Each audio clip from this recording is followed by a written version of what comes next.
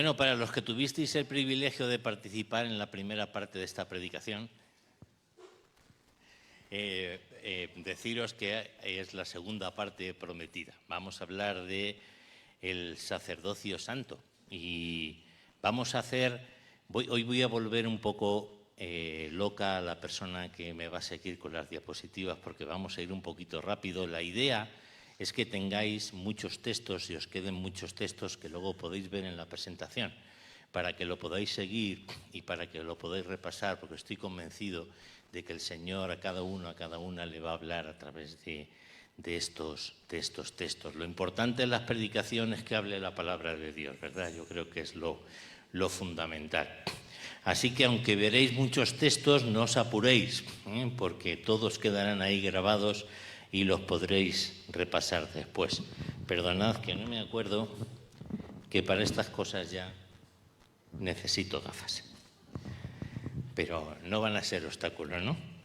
A veces las tengo tan sucias que me acuerdo de lo de la iglesia sin mancha, pero no es la iglesia la que está manchada, son mis gafas, ¿no? Y bueno, nos basamos, recordáis, ir poniéndonos en situación, hablábamos de varios versículos clave. Uno de ellos era Primera de Pedro 2, del 4 al 9, y decíamos que la epístola de Pedro tenía un contexto muy claro, muy definido. Era el de una iglesia perseguida y dispersa, una iglesia que estaba en peligro de perder su identidad, una iglesia con hermanos que habían sido exilados y que habían tenido que dejar sus hogares y tenía que encontrar su lugar, su espacio, como nos decía nuestro hermano Hans el domingo pasado, ¿verdad?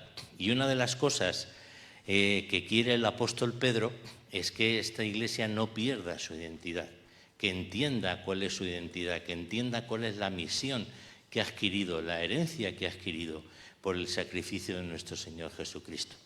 Entonces él hace énfasis en esa misión de la iglesia basándose en la figura de los sacerdotes en el Antiguo Testamento. Y así en Primera de Pedro, los versículos 2 del 4 al 9, dice: acercándonos a él, piedra viva, desechada ciertamente por los hombres, pero para Dios escogida y preciosa. Vosotros también, como piedras vivas, sed edificados como casa espiritual y sacerdocio santo, para ofrecer sacrificios espirituales aceptables a Dios por medio de Jesucristo. En Apocalipsis 1, del 5 al 6, dice: al que nos amó. ¿Quién nos amó? Dios, ¿no? A través del sacrificio de su Hijo, y nos lavó de nuestros pecados con su sangre, y nos hizo reyes y sacerdotes para Dios, su Padre. A él sea gloria e imperio por los siglos de los siglos. Y otra vez en Primera de Pedro, y hemos utilizado mucho este texto: mas vosotros sois linaje escogido, real sacerdocio, nación santa, pueblo adquirido por Dios, para que anunciéis las virtudes de aquel que os llamó de las tinieblas a su luz admirable. Hubo algo que me gustó mucho de la predicación, por hacerle la pelota un poco al pastor, de la predicación anterior, ¿no? Decía: Dios siempre nos vindica, nos pone en nuestro lugar, nos dice quiénes somos, nos dice qué es lo que espera de nosotros. Qué importante es esto, ¿no? Nosotros nos tenemos que acercar a Él con humildad, pero Él va y nos llama cosas como poderoso guerrero, hijo mío, y cosas así, ¿verdad? Entonces, ¿por qué? Porque es el Señor el que lo va a hacer.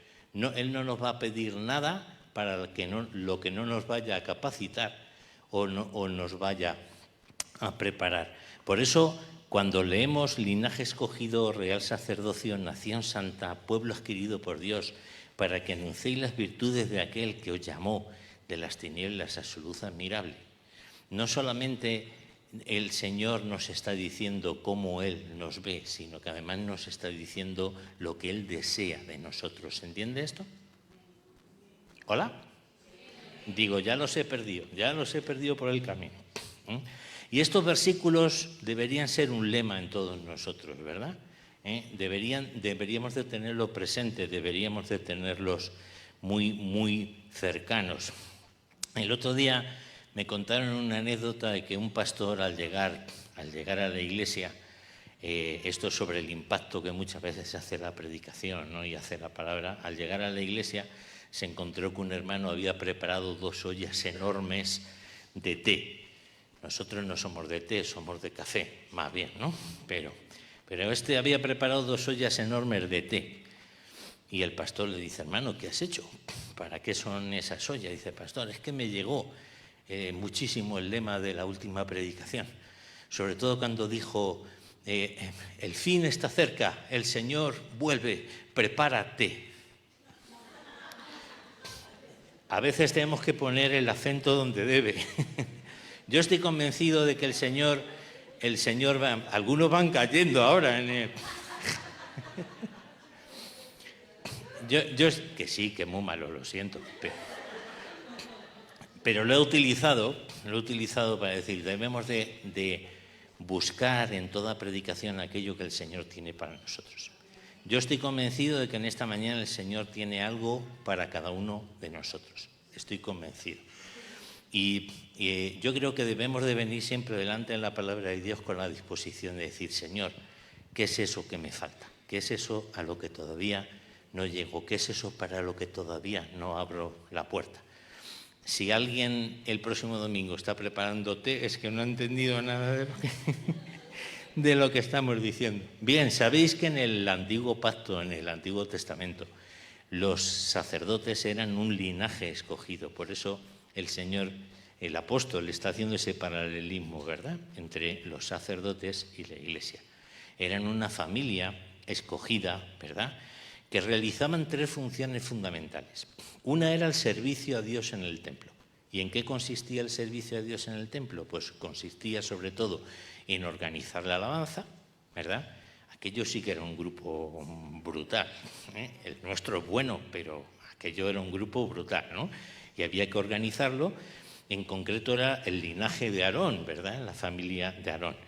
Y todos los ritos relacionados, ¿verdad?, la adoración, el culto, la enseñanza de la palabra. La enseñanza de la palabra era la otra función, ¿eh? Había que enseñar la ley, eso se hacía en el templo y le correspondía a los sacerdotes. Y la intercesión por el pueblo, los sacerdotes eran los encargados de interceder, ¿verdad?, poner delante del Señor todas las necesidades del pueblo y además hacer los sacrificios, ¿eh?, por la expiación de los pecados. Por eso, en el Nuevo Testamento, cuando se presenta a nuestro Señor Jesucristo como el sumo sacerdote, le está diciendo, en Él ya se cumplen todas estas funciones, ¿verdad? Y Él es el supremo sacrificio por todos los pecados de la humanidad. ¿Amén?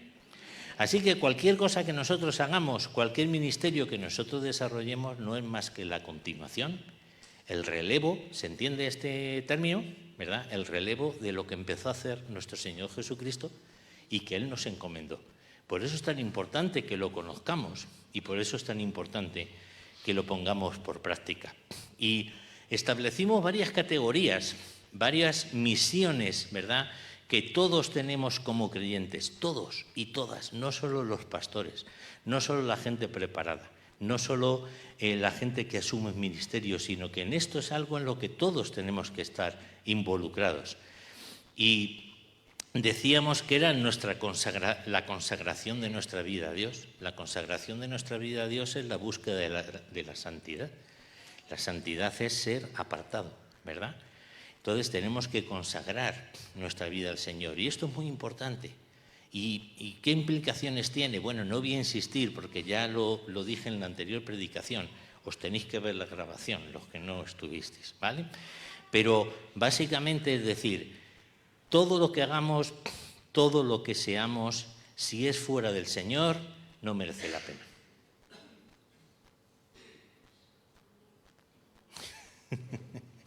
Porque solamente en el Señor, ¿verdad?, nuestra vida tiene sentido. Muy bien. El segundo era el sacrificio de alabanza. ¿Por qué se le llama sacrificio de alabanza? Porque había un esfuerzo, había una dedicación, ¿verdad? Había una intencionalidad. de exaltar al Señor y de alabarle, como bien nos ha recordado nuestro hermano Rubén en esta mañana, no es cosa solo de los que están aquí, ¿verdad?, sino que es todo el pueblo el que se reúne, ¿verdad?, para alabar al Señor. Terminamos hablando de la mutua edificación. Todos los ministerios en la Iglesia, están ordenados, pensados y establecidos para la edificación de la Iglesia. No es para que brilles tú, no es para que brille yo, no es para un sentido de autorrealización, no es para sentirnos útiles, no, es para la edificación de la Iglesia, ¿verdad? Y además en la palabra de Dios se insiste para que no seamos llevados de un lado a otro por cualquier viento de doctrina, por cualquier idea, por cualquier cosa que nos termine engañando y que nos termine apartando del propósito. Así que hoy vamos a hablar pues de la intercesión, vamos a hablar del anuncio del Evangelio, del hacer el bien y la liberalidad. Liberalidad se traduce como generosidad, y de la práctica de los distintos ministerios para la edificación de la Iglesia según los dones recibidos. Esas son las 4 partes. No se he despistado mucho hasta ahora, ¿no? Estamos ahí. Vale, muy bien. Así que vamos a empezar hablando de la intercesión. La intercesión, que era una función específica de los sacerdotes en el Antiguo Testamento, ahora ha pasado a ser una labor que todos los creyentes debemos de realizar. Los sacerdotes, cuando se presentaban ante Dios, llevaban grabados en el efod y en varias partes de su vestidura, llevaban grabados los nombres de todas las tribus, ¿verdad?, del pueblo de Dios. Lo estaban haciendo en representación o en nombre del pueblo. Ellos tenían la responsabilidad de interceder por todas las necesidades del pueblo y de todas las naciones a su alrededor. Bien, pues ese privilegio, pero también ese deber y esa responsabilidad la hemos adquirido ahora todos los creyentes. ¿Amén? En Efesios 6, 18, 19 dice: orad en todo tiempo, con toda oración y súplica en el Espíritu, y velad en ello con toda perseverancia y súplica por todos los santos, y por mí, pedí a Pablo, a fin de que al abrir mi boca me sea dada palabra para dar a conocer con denuedo el ministerio del Evangelio. En 1 Tesalonicenses 5, 17, 21, ¿qué se nos dice? Vale, veo que lo estáis viendo. Orad sin cesar, dar gracias en todo, porque esta es la voluntad de Dios para con vosotros en Cristo Jesús. No apaguéis al Espíritu, no menospreciéis las profecías, examinadlo todo, retener lo bueno. Se nos invita a tener una vida constante de oración.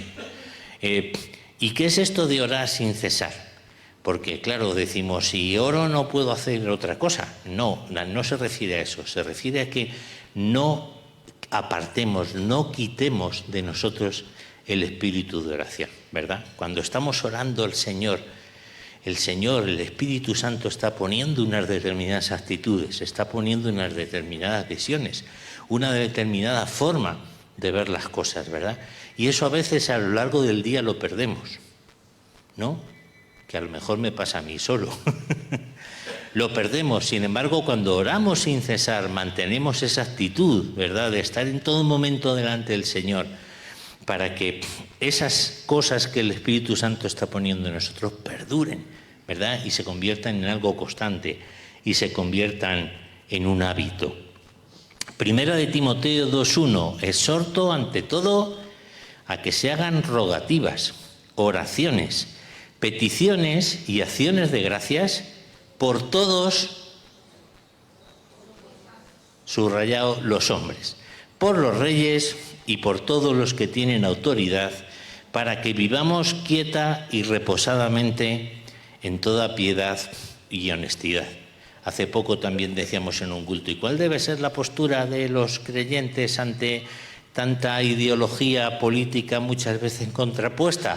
Pues yo creo que en 1 de Timoteo 2 nos da una pista. Ora. Vamos a orar por las autoridades, sean las que sean, del signo que sean. Necesitan al Señor y necesitan escuchar al Señor. Y dice, ¿para qué? Para que vivamos quieta y reposadamente. Qué importante es esto, ¿no? La actitud de los políticos hoy en día no nos hacen vivir ni quieta ni reposadamente. Véase los primeros ministros de Irán y de Israel, ¿verdad? De quietud y de reposo precisamente no va la cosa. Debemos orar. Es una responsabilidad de los creyentes. Se nos llama a orar por las naciones, por los reyes. Se nos llama a orar por todos los hombres, por los políticos, por todas las personas que están en autoridad. Es un ministerio que hemos recibido directamente de nuestro Señor, ¿verdad? El Señor Jesucristo lo hacía así. Él oraba, ¿verdad?, por los gobernantes. Él oraba, se lamentaba por la situación en Jerusalén. Nos ha enseñado que debemos de tener esta misión y esta preocupación. ¿Amén? Bueno, voy un poco rápido porque tengo la confianza en que luego vais a repasar los textos en casa. No solo os damos la lata el domingo por la mañana, sino que encima os marcháis con deberes para casa. Vamos, tendréis queja. El predicar el Evangelio. Predicar el Evangelio es una labor de todos nosotros, ¿no? A veces pensamos que solo hay una forma de predicar el Evangelio. Salgo, le doy a un desconocido un folleto, le hablo rápidamente del plan de salvación de Dios. No, hay muchas formas de presentar el Evangelio. De hecho, ya veréis que cuando se nos habla de predicar el Evangelio, no se nos dice que únicamente que comuniquemos las buenas nuevas o que comuniquemos el Evangelio. Se nos dice que mostremos con nuestra vida, ¿verdad?, y que hagamos ver con nuestra vida el impacto del Evangelio en la misma. Somos sacerdotes cuando enseñamos y damos a conocer la palabra de Dios. Esta era una de las funciones sacerdotales, ¿verdad? Preservar el conocimiento de la ley. Ellos lo tenían muy a gala. De hecho, había procedimientos muy estrictos, con muchísima vigilancia, con muchísimo control, cuando la palabra se copiaba o se transcribía, ¿verdad? O cuando la palabra se comunicaba, ¿no? La importancia de que la palabra de Dios llegase de forma íntegra y eficaz. Esa es nuestra responsabilidad también. Nuestra responsabilidad es dar a conocer la palabra de Dios, darla a conocer también a través de nuestra vida y a través de nuestro ejemplo. ¿Se entiende esto? ¿Estamos de acuerdo? Porque si no, no vamos a ser esas cartas escritas, ¿verdad?, que hablan de la obra del Señor. Y palabras hay muchas, ¿verdad?, pero las palabras tienen que tener un calado, tienen que tener un hecho. Por eso debemos de distinguir, ¿no?, debemos de entender que estemos donde estemos y hagamos lo que hagamos, estaremos hablando de nuestro Señor. A veces bien, a veces mal, ¿verdad?, porque dependerá de nuestro comportamiento. Y por eso tenemos esa responsabilidad de que, queramos o no queramos, vamos a dar testimonio. Lo que pasa es que puede ser un buen testimonio o puede ser un mal testimonio. Creo que debemos ser conscientes de esto, ¿verdad? Hay una cosa que me gustaría, sobre todo en los versículos que vamos a leer de aquí en adelante, que tenemos que tener muy clara. Es un concepto que tenemos que tener muy claro, y es: ¿cuál es la voluntad de Dios? ¿Cuál es la voluntad de Dios? Porque si no tenemos eso claro, ¿verdad?, difícilmente podemos obedecerle. Debemos entender cuál es la voluntad de Dios para nuestras vidas.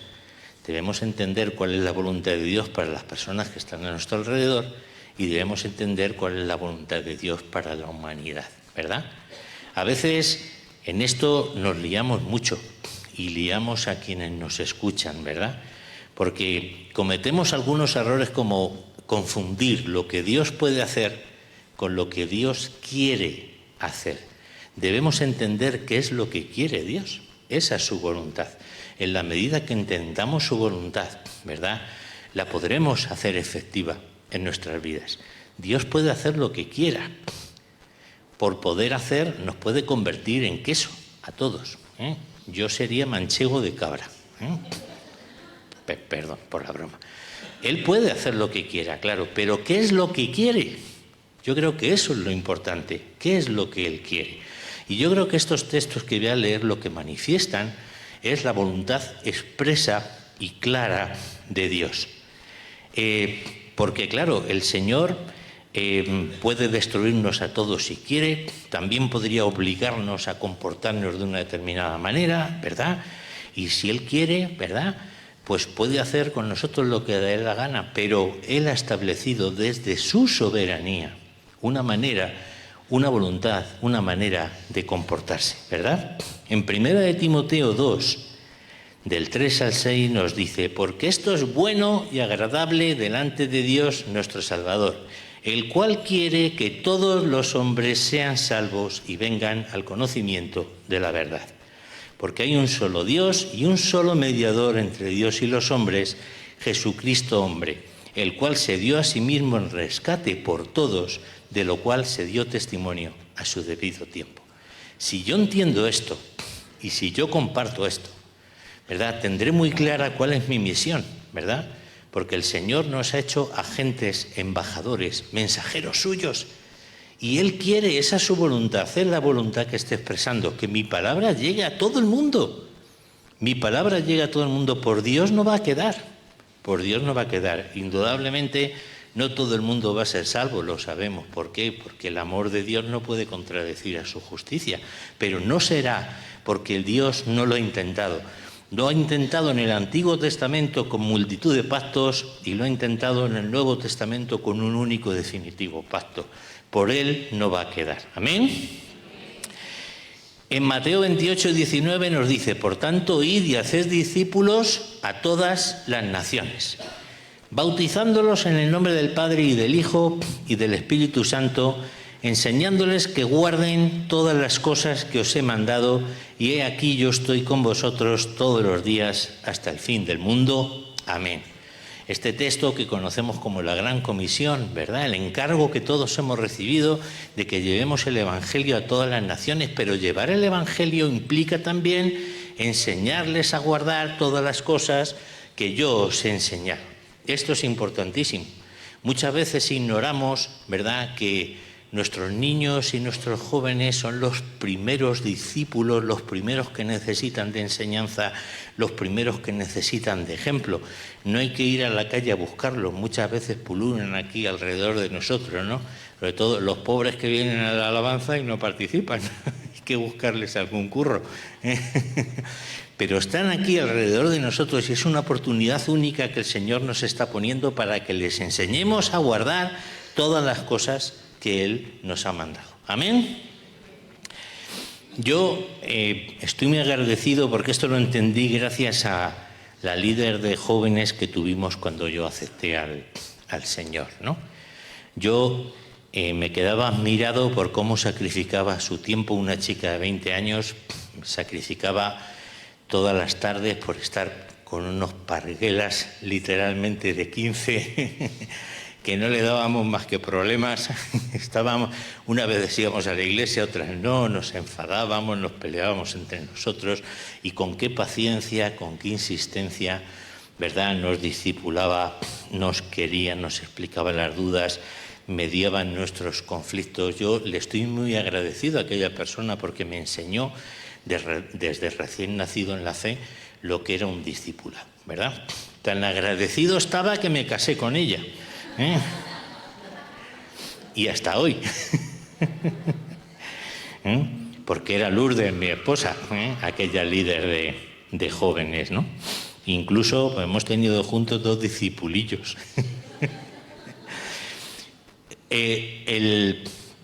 La predicación del Evangelio implica que no solo anunciamos el mensaje de salvación, sino que mostramos con nuestra vida, ¿verdad?, cómo se obedece y cómo se siguen los preceptos del Señor. Amén. Mateo 9, 35, 38. La mies es mucha. Recorría Jesús todas las ciudades, aldeas, enseñando en las sinagogas de ellos y predicando el evangelio del reino y sanando toda enfermedad y toda dolencia en el pueblo. Y al ver las multitudes tuvo compasión de ellas, porque estaban desamparadas y dispersas como ovejas que no tienen pastor. Entonces dijo a sus discípulos: a la verdad, la mies es mucha, mas los obreros pocos. Rogad pues al Señor de la mies que envíe obreros a su mies. Pues esos obreros somos todos nosotros. Todos nosotros somos enviados, ¿verdad? Entonces, muchas veces utilizamos este versículo cuando se va a ordenar a pastores, ¿no? Como echándoles toda la culpa, diciendo, ese es el que tiene que hacer el trabajo. No, lo tenemos que hacer todos nosotros, ¿no? Rogad al Señor que envíe obreros a su mies, es decir, Señor, ¿qué puedo hacer? ¿Qué puedo hacer yo? ¿No? Muéstrame, ¿no? ¿De qué manera puedo hablar? Yo me acuerdo de una hermana que me contaba, pues como a mí me cuesta mucho hablar y me cuesta mucho comunicar, me he inventado 2001 formas de predicar el Evangelio. Ella dejaba folletos en los asientos libres de los autobuses, dejaba libros en sitios emblemáticos y ponía un letrerito en el libro, libros pues como Más que un carpintero, o libros que tienen un testimonio, Fuerza para vivir, ¿no? Estos libros que tienen un testimonio potente, pues ella les ponía un cartelito y decía, lee este libro, tiene un mensaje muy importante para tu vida. Y si cala en ti, o te guste o no te guste, déjalo en algún lugar donde otra persona lo pueda leer y lo pueda aprovechar. Es una maneras de hacer extensiva la palabra, ¿verdad? Invitar a la gente a la iglesia, que nos conozcan. Bueno, no sé si eso a veces puede ser, no, que conozca la iglesia, ¿no? Que experimente, pues, a cuántas personas, y yo he recibido muchos testimonios en ese sentido, ¿no? De decir, pues yo iba con desconfianza, pero al ver algunas personas cómo se amaban, cómo se saludaban, cómo se trataban, ¿verdad? Y eso les ha impactado, ¿no? Eso nos lo dice la palabra, ¿no? Que si nosotros manifestamos unidad y manifestamos amor entre nosotros, ¿verdad? Eso va a ser de testimonio y va a ayudar a otras personas. Romanos 10, 9, 15. Esta es la palabra de fe que predicamos. Esta es la palabra de fe que predicamos. La predicaron los apóstoles, se nos pide que lo prediquemos nosotros también. Que si confesares con tu boca que Jesús es el Señor y creyeres en tu corazón que Dios le levantó de los muertos, serás salvo. A veces confundimos el mensaje. Decimos, serás salvo y entonces creerás. No, perdón. Si confesares con tu boca que Jesús es el Señor y creyeres en tu corazón que Dios le levantó de los muertos, serás salvo. Porque con el corazón se cree para justicia, pero con la boca se confiesa para la salvación. Pues la Escritura dice, todo aquel que en él creyere no será avergonzado. No será avergonzado, no temas. Si tú le has pedido al Señor con sinceridad en tu corazón, Señor, yo te entrego mi vida, quiero que vivas en mí. Nada te va a separar de Él, nada te va a separar de su amor, esa es la confianza que tenemos, ¿verdad? Podremos fallar más, podremos fallar menos, pero tenemos esa seguridad. Pues toda la Escritura dice, todo aquel que en él creyere no será avergonzado, porque no hay diferencia entre judío y griego, pues el mismo que es Señor de todos es rico para con todos los que le invocan, porque todo aquel que invocare el nombre del Señor será salvo. Ahora, ¿qué es invocar? Yo lo he buscado en el diccionario y decía pedir con ruegos, pedir con clamor la ayuda y la protección del Señor. También es apelar a una promesa o a un principio, ¿verdad? Principios como los que el Señor ha establecido. Así que cuando invocamos al Señor, ¿qué es lo que le estamos diciendo? Señor, reconozco que soy pecador delante de ti y que no puedo hacer nada por salvarme, solo puedo confiar en ti, en tu poder salvador. Ayúdame, ayúdame. No entiendo muchas cosas, no tengo claras muchas cosas, pero tengo claro que te necesito. Eso es invocar. Esta mañana leíamos un salmo, ¿verdad?, que nos ha leído nuestro hermano Santiago, que decía, cercano está el Señor a todos los que le invocan.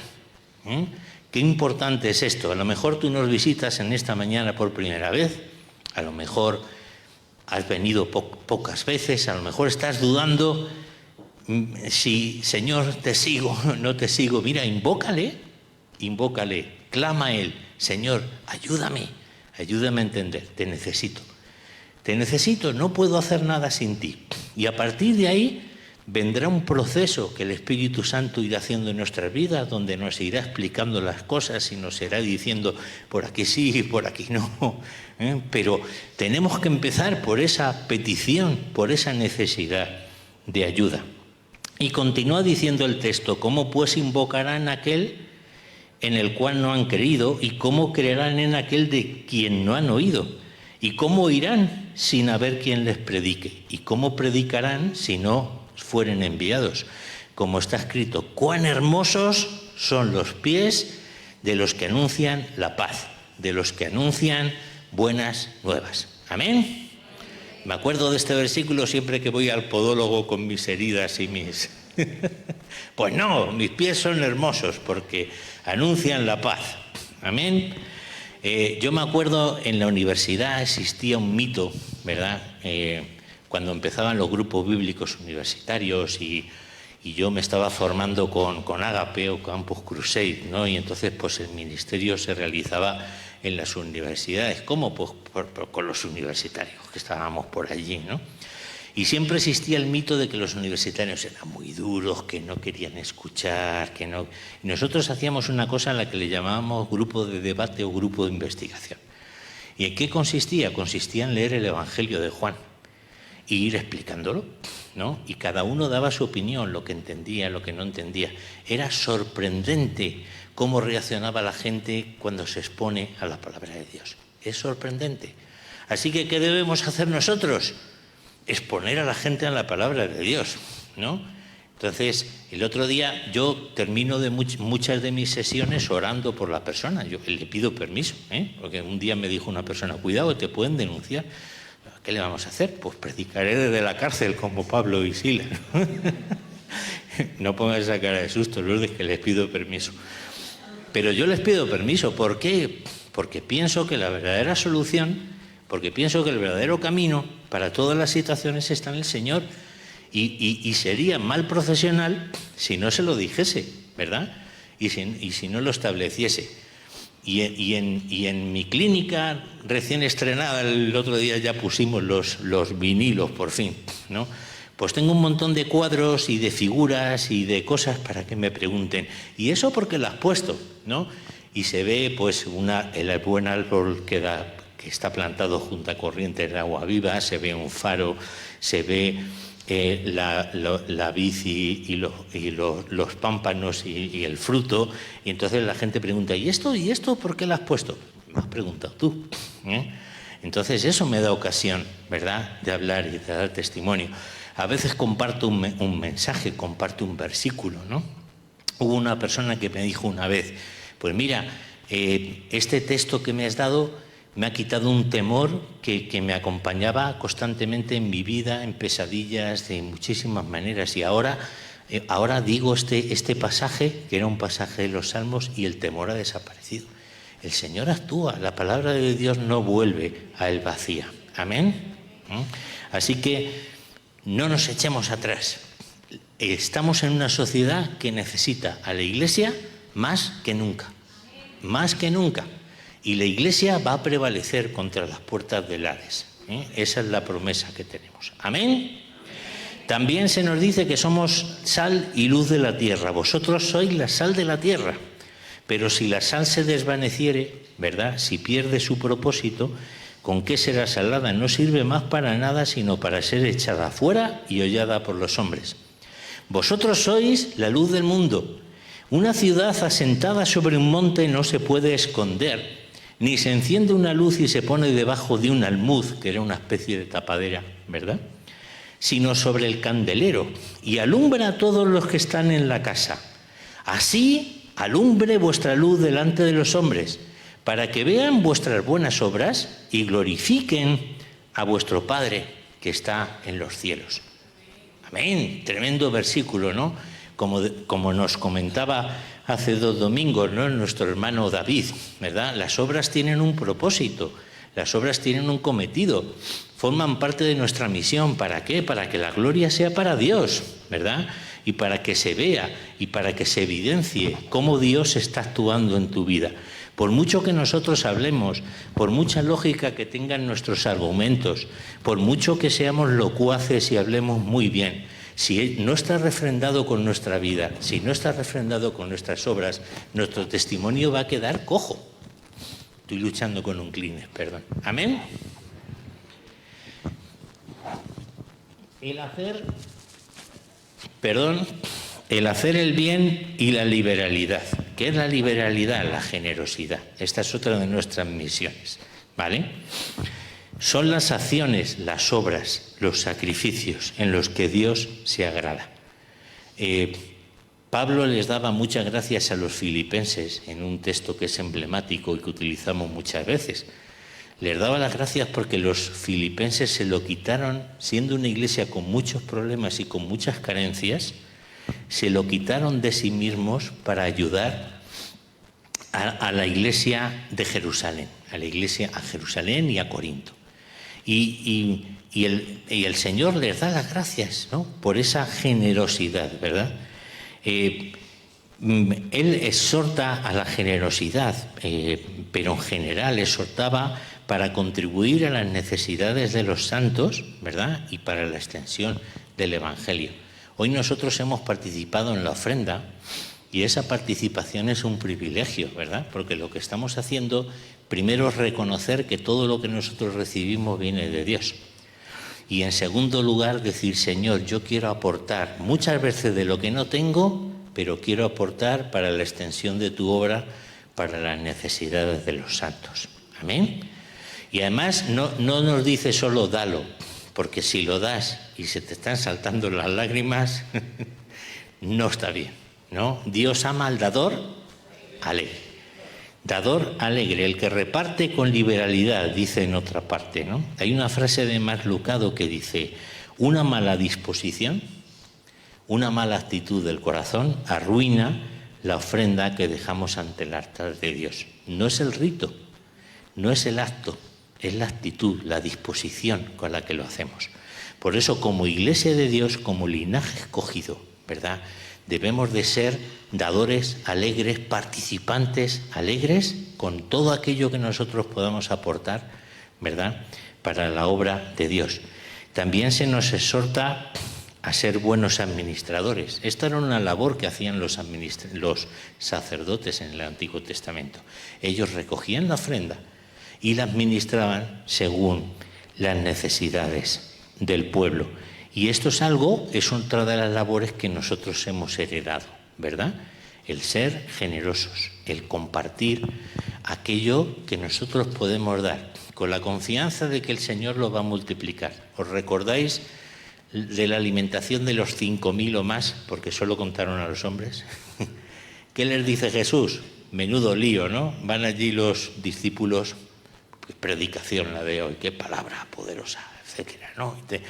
Y ya llega uno y dice, maestro, despídelos porque es la hora de comer y no tenemos para todos. ¿Y qué les dice el Señor? Venga, una ayudita.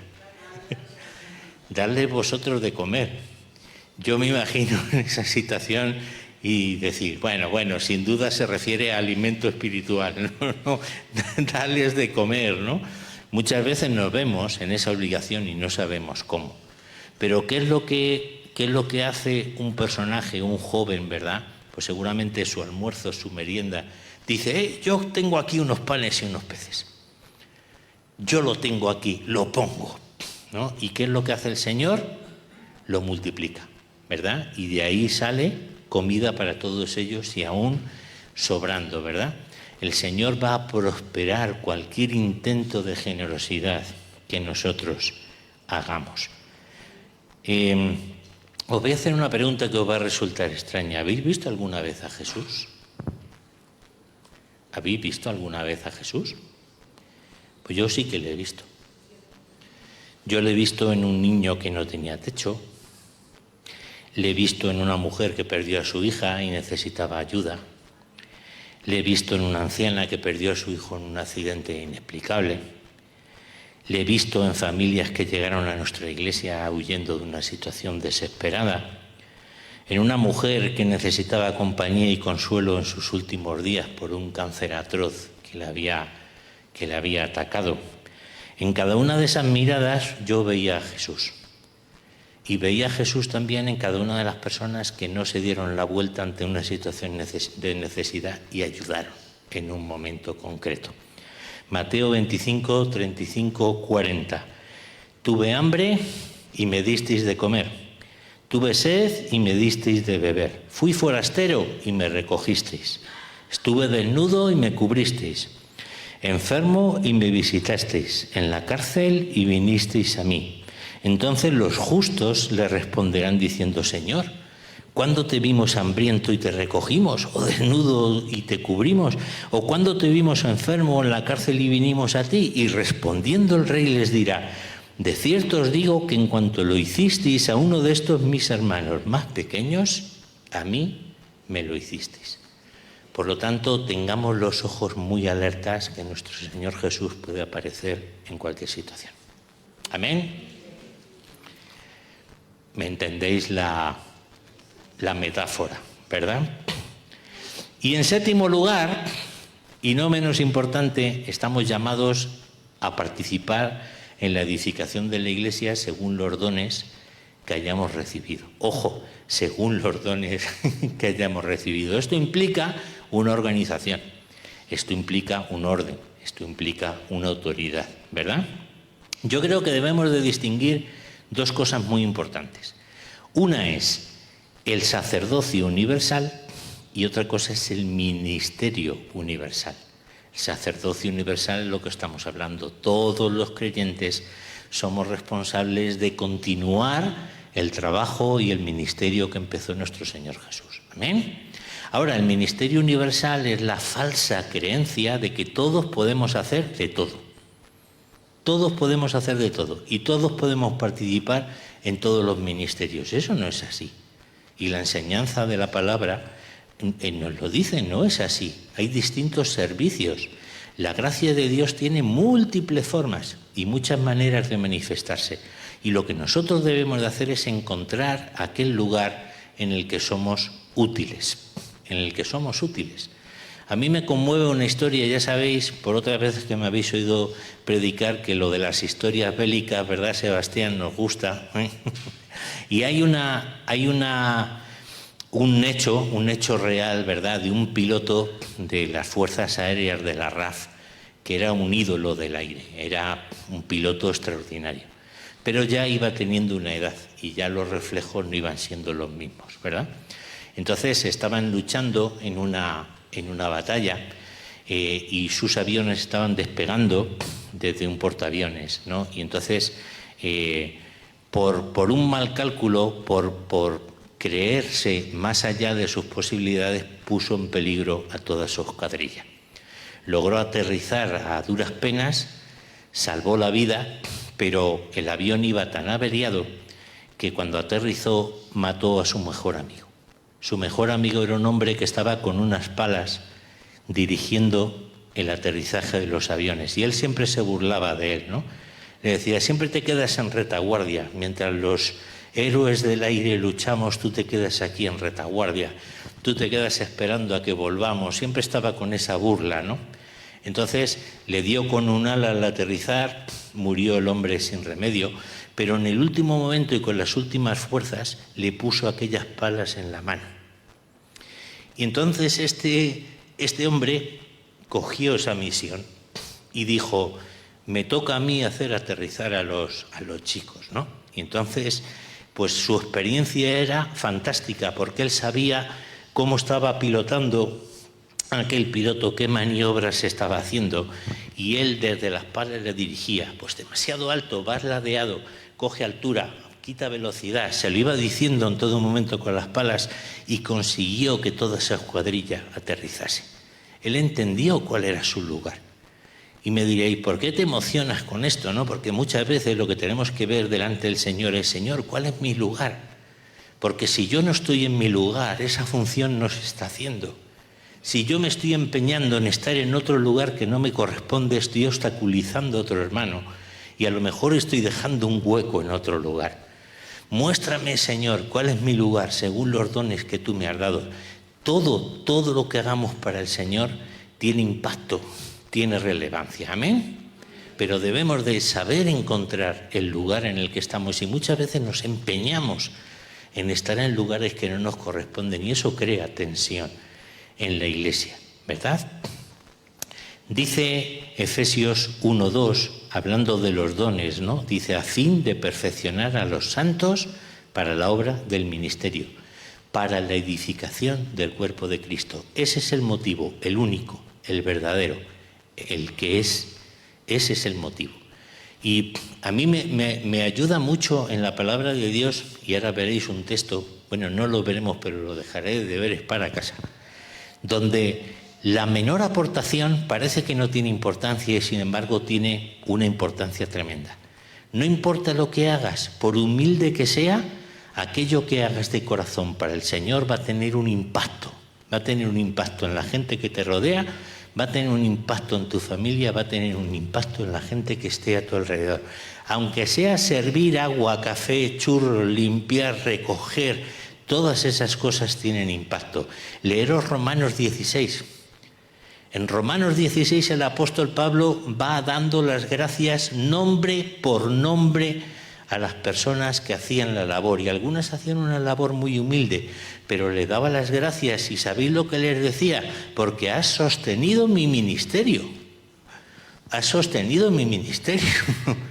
Pero si es la persona que limpia las mesas. Bueno, pues él lo sentía así, sentía esa gratitud, ¿verdad?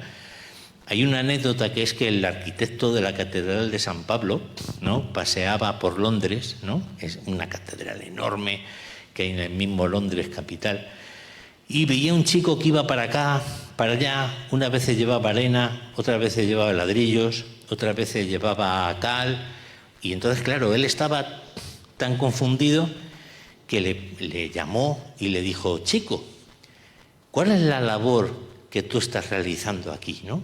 Y él entendió la pregunta de otra manera. Y lo que le dijo es, Señor, estamos construyendo la mejor catedral de la cristiandad. Él no le dijo, pues soy el que hace los recados.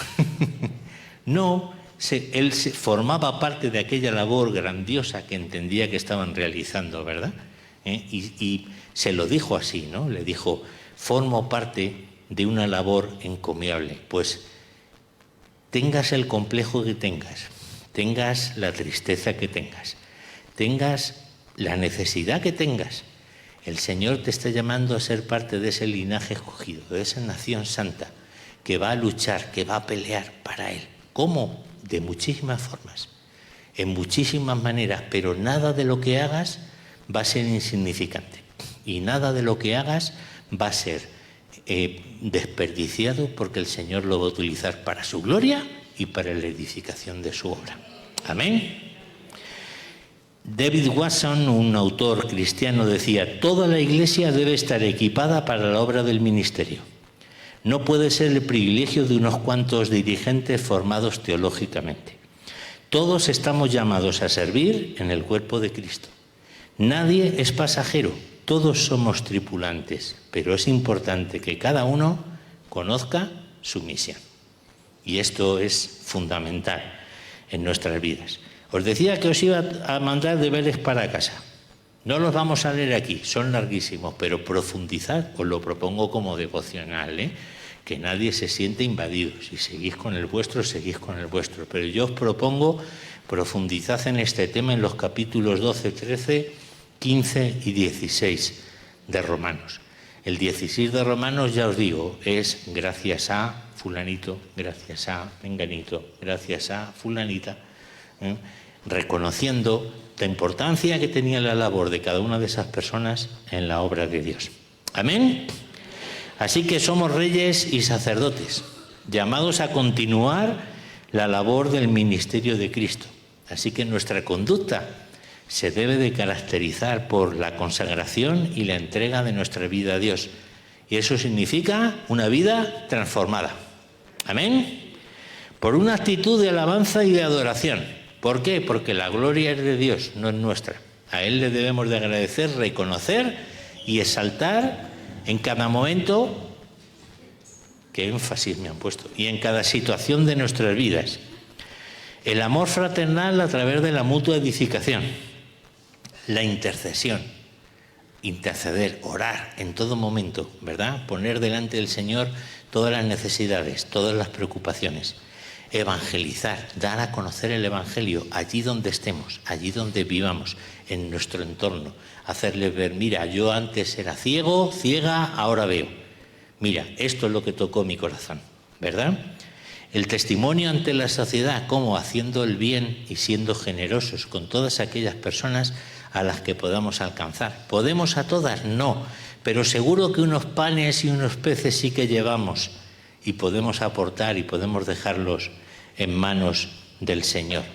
Y sobre todo el servicio a Dios y a la Iglesia mediante los dones que hemos recibido, pero siempre con la disposición adecuada. Los dones no son para exaltarte a ti, los dones no son para que brille yo, los dones no son para que se nos reconozca nada, son para la edificación del cuerpo de Cristo.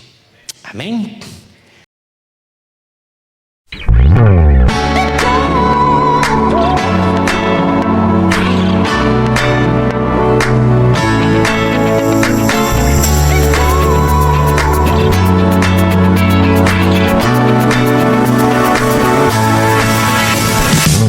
I used to live like I was under attack, dodging arrows from my past. I had no hope for tomorrow.